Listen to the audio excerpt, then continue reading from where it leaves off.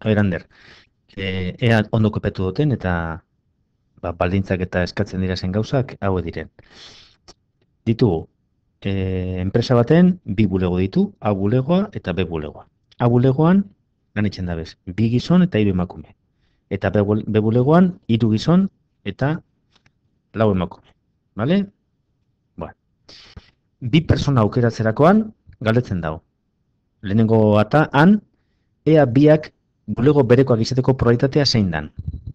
Eta ben, ea sexu berekoak izateko probabilitatea zein dan. Vale? Bueno, nahiz eta datu guztiak nahaztuta agertu, A bulegoko gizonak eta B bulegoko gizonak eta hori, galderetan ez direnen astatzen ez bulegoak sexuak, hemen ditugu bi ariketa desberdin. Bat, ditugu 5 persona A bulegoan eta 7 persona, bai? 5 A bulegoan eta 7 persona B bulegoan. Eta bi pertsona ateratzerakoan, beraz, 12 pertsona ditugu, daukaguz, lehenengo, A bulegokoa bada, egongo da, 5 12 edo B bulegokoa izateko, 7 12. Bigarren pertsona, A bulegokoa izateko probabilitatea, bat gutxiago dagoenez 7 4 11 parkatu. Eta B bulegokoak, hemen ez dira gazta, beraz 7 11. Hemen, atik ataratzea da 5 11, eta hemen betik bat gutxiago dagoenez 6 11. Eta orduan, eskatzen den probabilitatea, hauxe, hemengokoa izango da, probabilitate de AA edo BB. Horan izango ziren bulego berekoak. Zein da AA edo BB? Hau, gehi, beste hauak.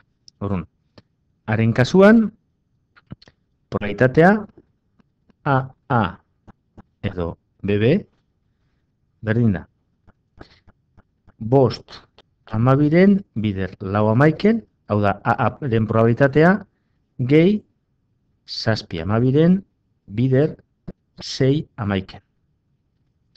Danetan, 20 gehi 42, hau da, 20 gehi 42, hau da, 72 zati 12 bider 11. Simplifikatzen baditugu zati bibiak, 31 zati 6 bider 11, hau da, 31 76.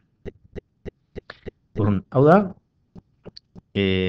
pertsona biak bulego berekoak izateko probabilitatea. Beren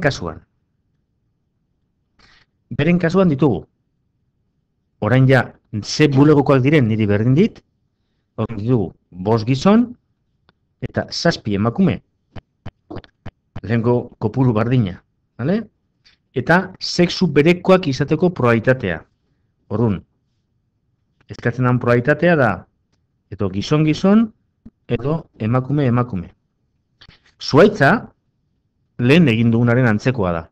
Bueno, bardina. Bakarrik, haren ordez G ipini, eta beren ordez E ipini. Hogetik usteko ingo berriro. G, E, G, E, gizona, emakume.